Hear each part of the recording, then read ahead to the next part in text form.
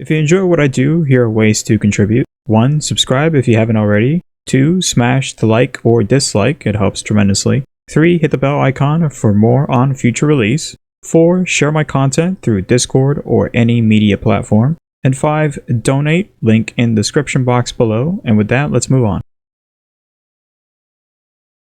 Hello everyone, this is a Ninja up to level 30 guide. This is Shadowbringers 5.4.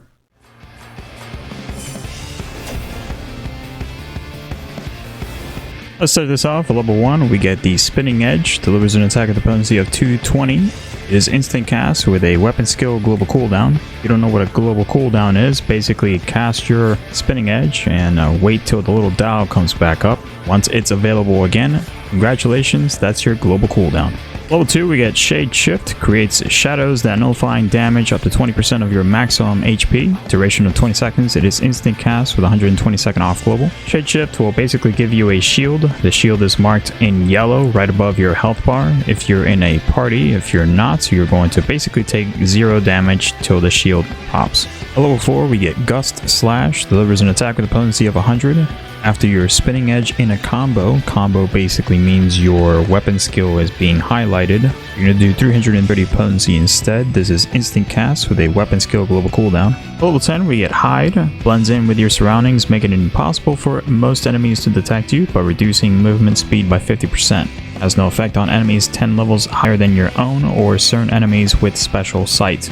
It is instant cast with a 20-second recast. This is an ability you can weave in between weapon skills. For now, just make sure you're not in combat of any kind with any kind of enemy, and you're able to use Hide. Hide is basically used to get around without fighting the target or targets. Level 14, we get the All Fours trait. You basically take reduced damage as a ninja. The reduced damage, I believe it's somewhere along the lines of 50% less than all the other jobs. You really don't have to worry about this all too much unless you're out on the field. If you're in a dungeon, raid, trial, you don't have to worry about it. Fall damage is a thing if you're in combat. If you're not in combat, you can take all the fall damage. You can fall from as high as possible. You still won't die. Now, if you're in combat, as soon as you hit the ground, if right about to hit the ground, and your health is not exactly the best, if it looked like you're about to die and you're in combat, you're for sure dead. And also level 15, we get Mug. Delivers an attack with a potency of 150. It is instant cast with 120 second off global. This is an ability in OGCD. Additional effect increases the chance of additional items being dropped by target if Mug is dealt before or as the finishing blow. Not entirely too sure on the drop increase, just basically use it as a DPS. At level 15, we get Throwing Dagger. Delivers a ranged attack with a potency of 120. It is instant cast with a weapon skill global cooldown. It is pretty straightforward. If you cannot reach your target with your normal weapon skills at melee range, go ahead and use your Throwing Dagger instead. Level 18, we get Trick Attack. Delivers an attack with potency of 350, 500 when executed from target's rear. Additional effect increasing target's damage taken by 5%. Duration of 15 seconds. Can only be executed while under the effect of Hidden. It is instant cast with a 60-second off global. Hidden is basically off of your hide. This is where the hide mechanic actually comes in place. Before this, hide is pretty much non-existent. So the best way to use the Trick Attack is to be out of combat, or if you're in a dungeon, stay behind your tank, use a hide into the Trick Attack on the target. Make sure you select your target and you will do upwards of 500 potency, preferably on the target's rear. At level 20, we get the Fleet of Foot trait. Increases movement speed. Now the movement speed increase is roughly 5 to 10%. I'm not entirely too sure, but you're going to definitely notice it as you see the difference between the ninja and the black mage. Black Mage is going to have the standard movement speed, the Ninja is going to have slightly faster.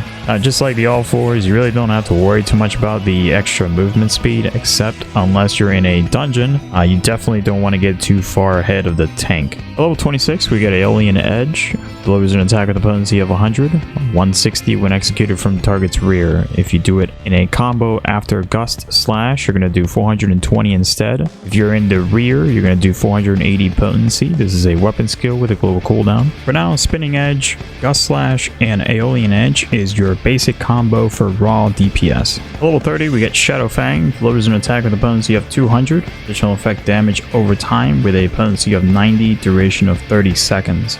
It is instant cast with a weapon skill global cooldown and a recast time of up to 70 seconds. Treat this as a weapon skill, but it requires a set amount of time to be used again. That set amount of time is reduced based on your skill speed. Shadow Fang does quite a bit of damage over time. Initially it does 200, and then it does 90 times 10. That is 30 seconds of 10 ticks per 3 seconds, total of to 1100 potency.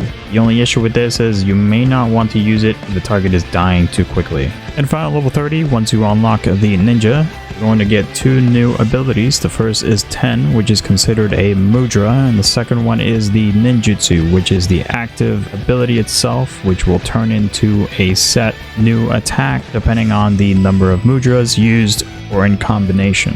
Along with that, we get the Fuma Shuriken, deals a ranged ninjutsu attack with a potency of 500. It is instant cast with a fixed recast timer. This is a physical attack, and of course pressing the same mudra more than once into ninjutsu will give you the rabbit medium.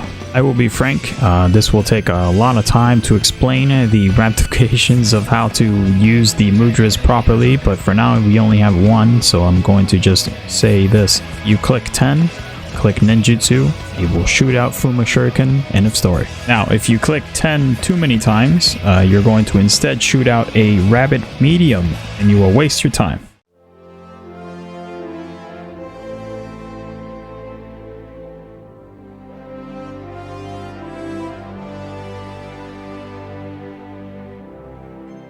Hello and welcome everybody. This is going to be a single target rotation. I'm going to be pausing the video as need be.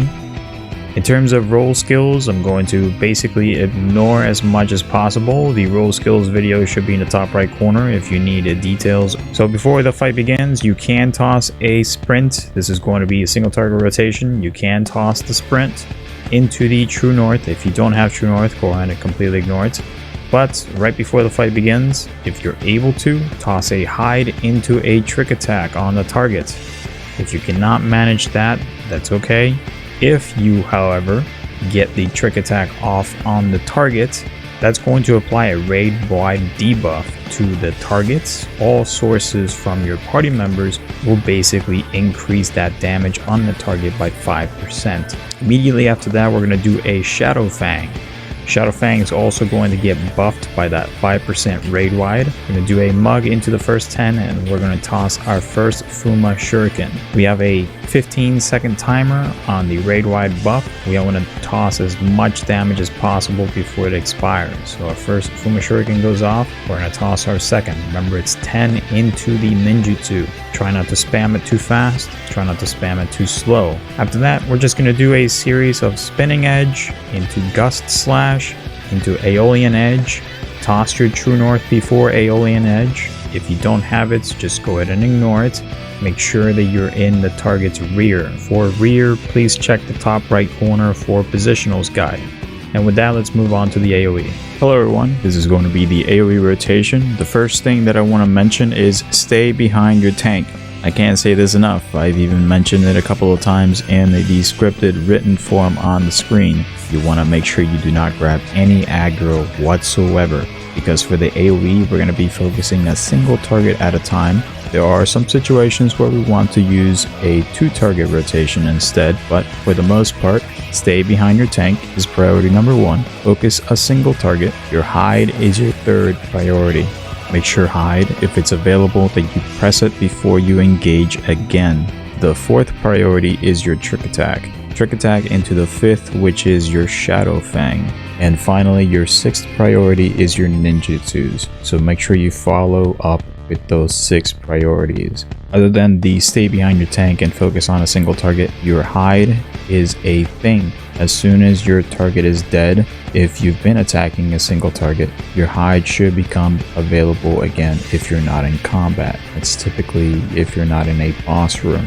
Press that hide and it should reset your ninjutsu and also your trick attack and Shadow Fang if they're available. Trick attack has a 60-second cooldown. Shadow Fang has a 70-second cooldown. Most of the time they won't be available, but if they are, you can follow up with a 2-target rotation. Like I showed you in the skills spotlight section, you can use trick attack into Shadow Fang on your first target, leave it Move on to the second target. Wait till the Shadow Fang's dot has expired. On your second target, use your ninjutsus to take it down. And that's pretty much all there is to it. Single target ninjutsu, 2 target Shadow Fang.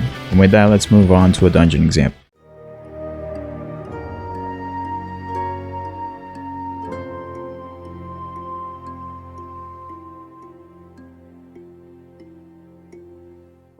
Hello everyone, this is a post commentary on a dungeon example for AoE. So like I mentioned before, as long as the target dies before the tank takes too much damage, even killing the target under the Shadow Fang is perfectly fine. Especially here, since there's a few targets, I may as well kill the target with the Shadow Fang. During AoE, Ninja doesn't have the capacity to do actual AoE damage. So for now, just try to burst down your single target as quickly as possible. That's pretty much it for AoE. Let's move on to single target. If you cannot get your trick attack on a target, right now I don't even have trick attack available. But if you can't get your trick attack on a target, don't worry, don't fret. You're not really too far behind. It's very difficult to land your trick attack on the boss encounter. But if you can't, just follow up, you know, put your Shadow Fang. I didn't have Shadow Fang here. Shadow Fang lags behind trick attack by 10 seconds. So typically you won't have it. Throwing Dagger does almost no potency whatsoever. If available and you cannot hit at melee range, Ninjutsu has a higher priority over Throwing Dagger. It has much higher potency. They're both used at the same situation, too far away from melee range. If you don't have trick attack, Shadow Fang is definitely too far behind, but and it's pretty straightforward. As always, have a good one.